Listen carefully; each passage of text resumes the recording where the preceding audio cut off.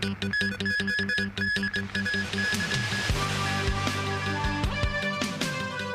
2.1% year-on-year growth in the local population in mid-2023. And India's Prime Minister vows to make his country's economy among the world's top 3 within the next 5 years.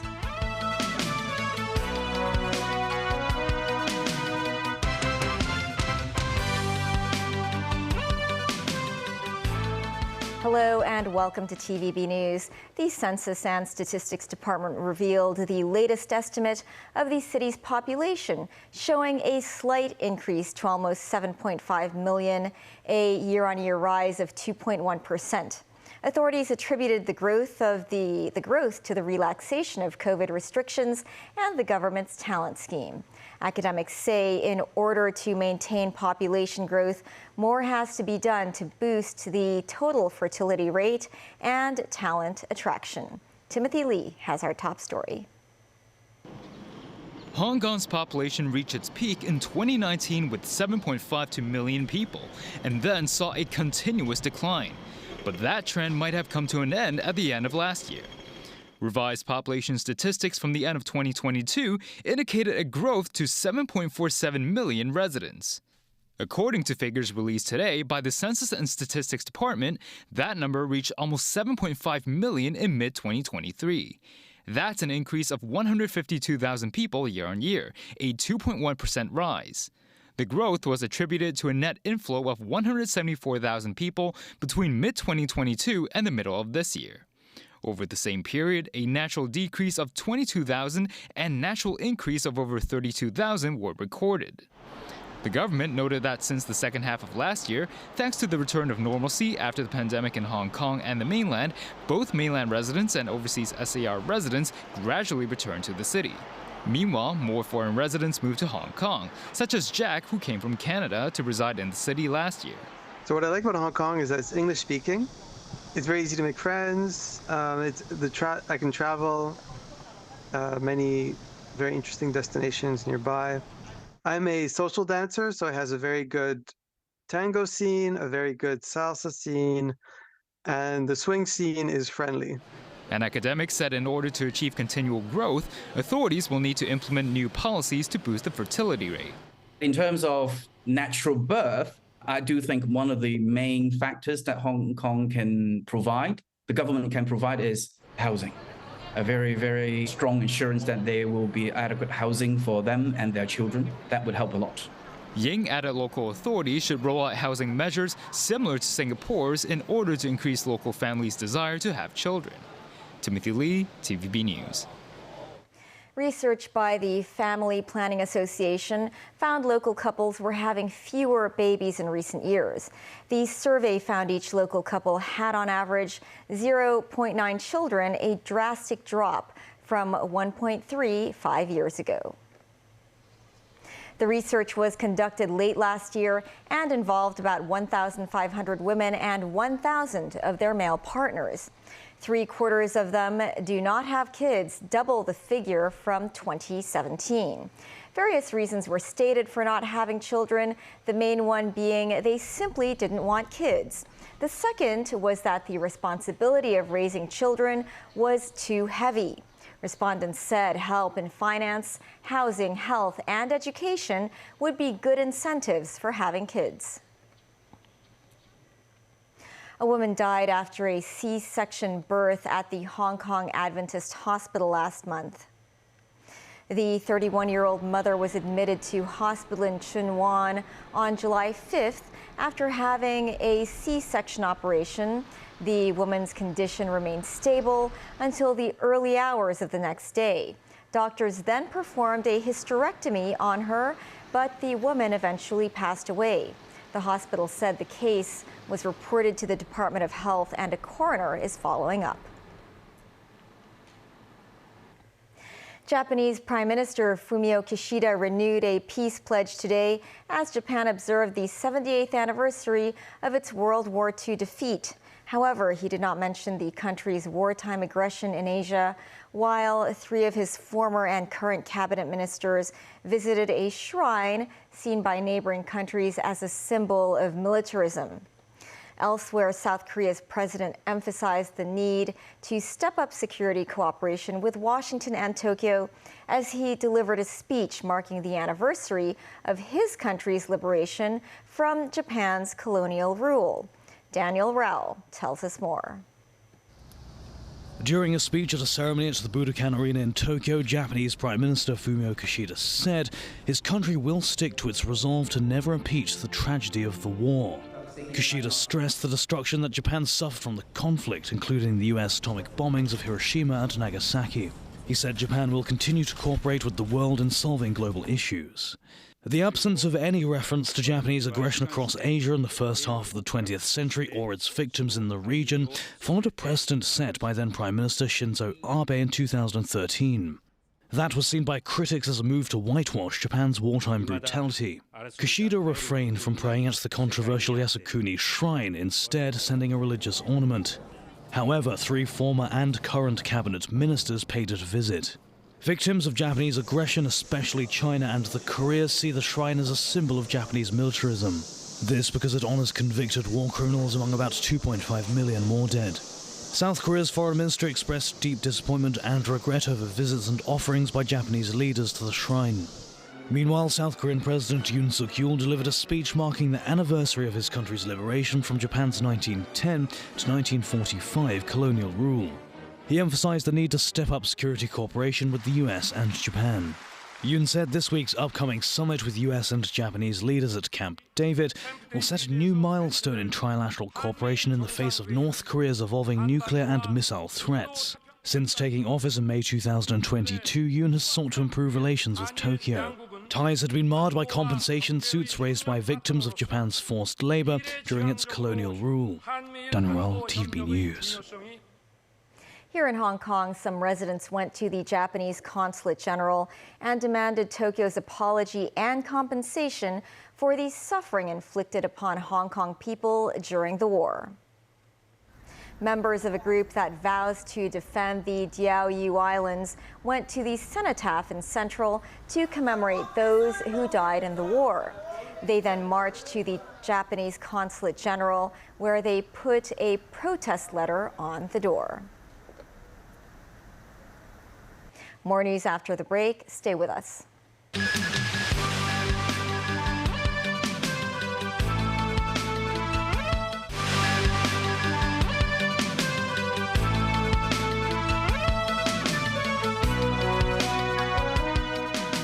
Welcome back. Former U.S. President Donald Trump was hit with a 4th set of criminal charges on Monday.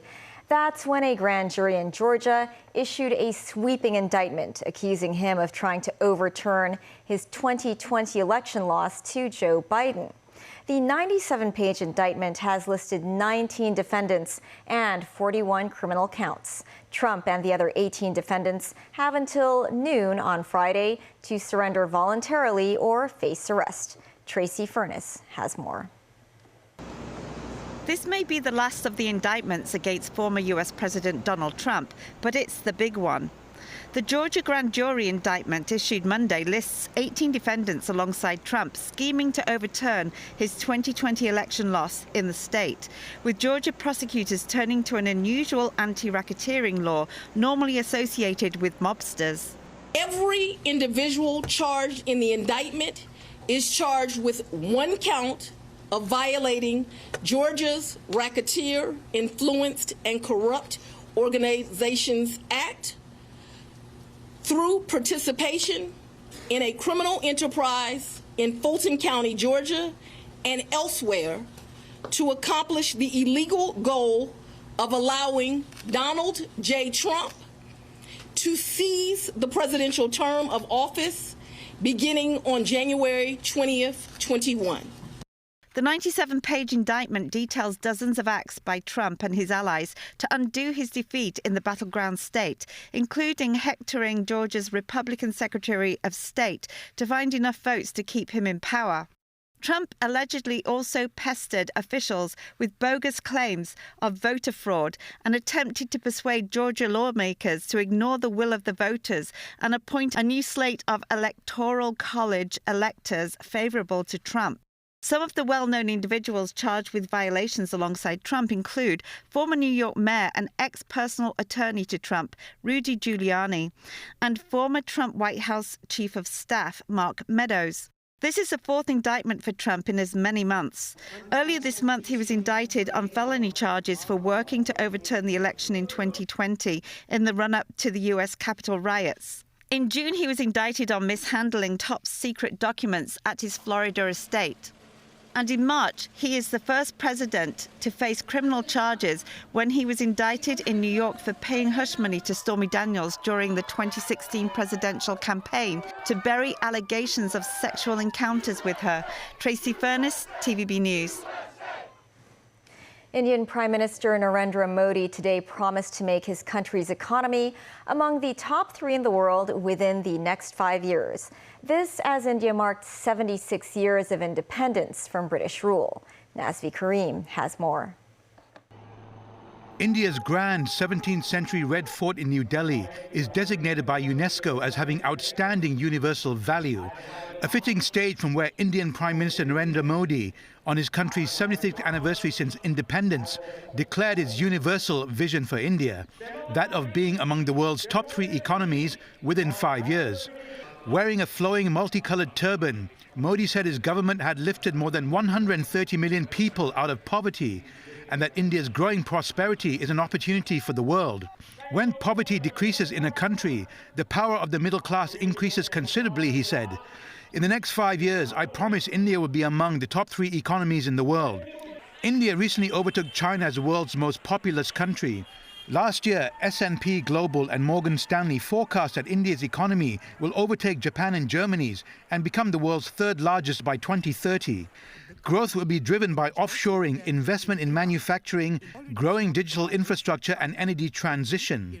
India's $3.5 trillion economy surpassed the United Kingdom's last year to become the 5th largest in the world.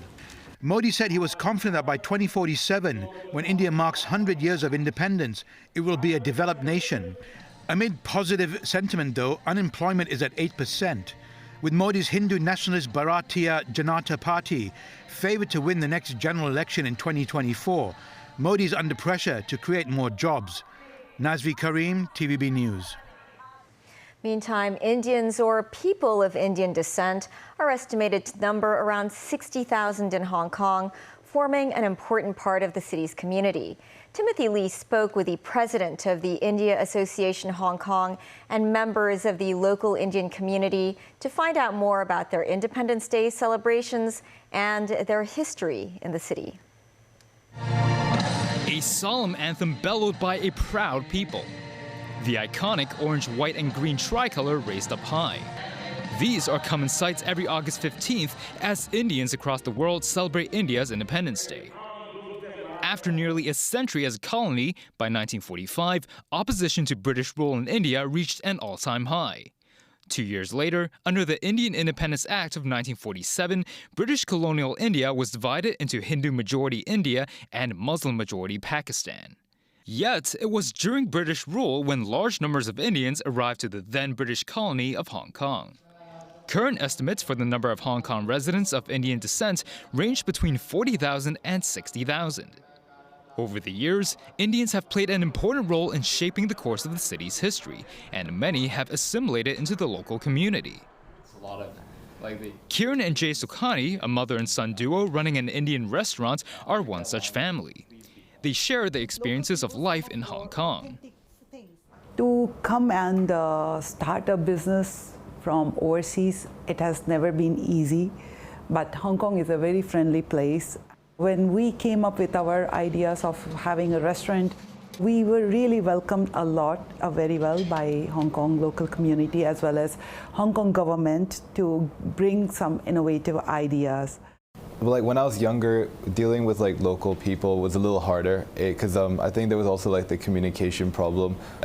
But now, like as I've like grown up, like throughout high school and throughout like uni, things have been a lot easier.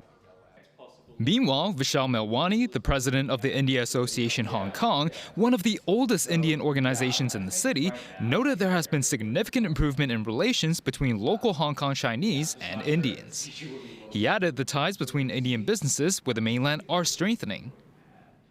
I think, in general, the Indian community in Hong Kong has a very positive view of both India and China. Even at the height of pandemic controls last year in 2022, trade between India and China increased by about 8.5%.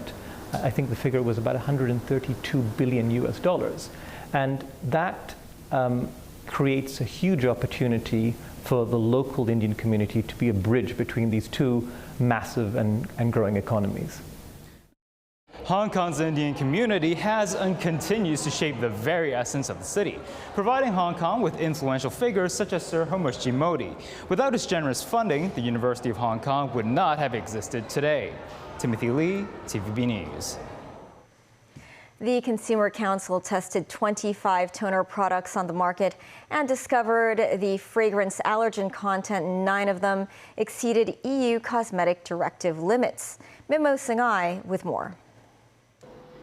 People often use toners after cleansing their face to achieve beauty effects such as moisturizing the skin and tightening pores.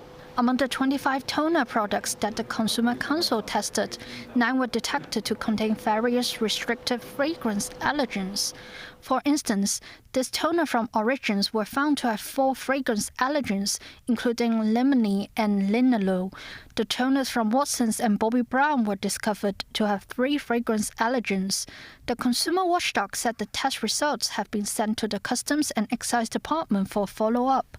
Meanwhile, these 3 toners showed high ethanol content, which may trigger an acceleration in the loss of natural moisture in a person's skin and increase the risk of an allergic reaction. Nonetheless, the council said toner products with alcohol has its benefits.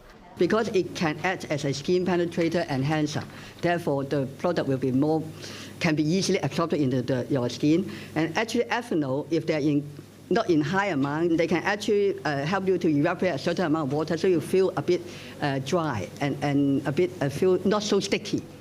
To avoid getting an allergic reaction, the council urges people to reduce the application of toners. On other products, the watchdog said it had received complaints that some online shopping platforms and traders had given out or overcharged for plastic bags since the implementation in 2022 of the government-enhanced plastic shopping bag charging scheme. Some council staff posed as customers and conducted 69 trial orders for wet goods, dry goods, and a combination of both from 11 online platforms. Among them, only 6 stated their packaging or plastic bag fees. The Consumer Council said some platforms charged customers differently for plastic bags when they buy the same product at different times.